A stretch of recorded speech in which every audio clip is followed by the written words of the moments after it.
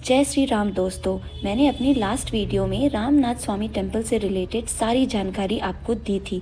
इस वीडियो के माध्यम से मैं आपको बताऊंगी कि रामेश्वरम में रामनाथ स्वामी टेम्पल के आसपास कौन कौन सी साइट सीन है।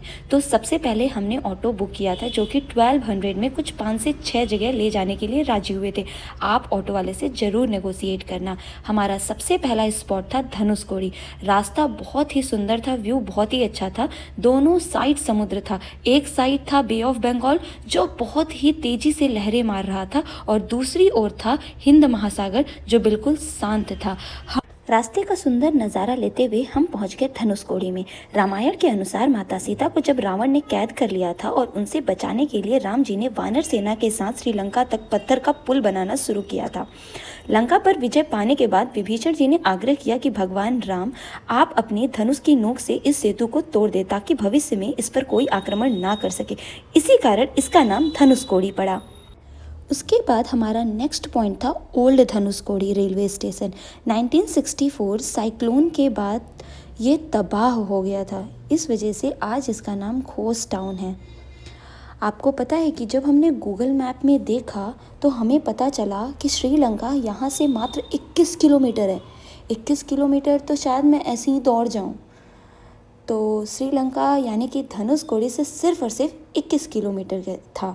वहाँ का बहुत सुंदर नज़ारा लेने के बाद, सारे मंदिरों के दर्शन करने के बाद हम अपने नेक्स्ट स्पॉट के पास पहुँच जाते हैं और हमारा अगला स्पॉट था विभीषण तीर्थम।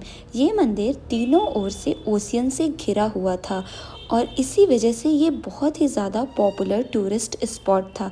ये वही जगह है जब विभीषण जी ने रावण का त्याग करके श्री राम के शरण में अपने लिए जगह मांगी थी।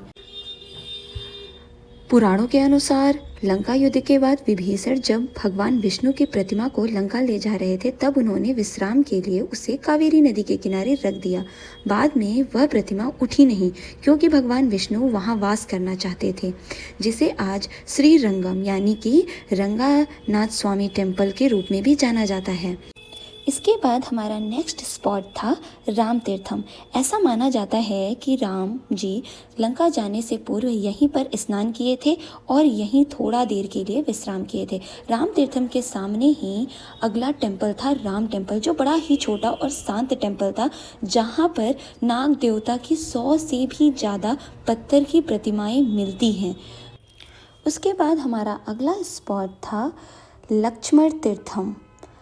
लक्ष्मण तीर्थम ऐसा मान्यता है कि लंका पर विजय प्राप्त करने के बाद भगवान राम के छोटे भाई लक्ष्मण जी ने ब्रह्म हत्या के पापों से मुक्त होने के लिए यहाँ पर शिवलिंगम की स्थापना की थी।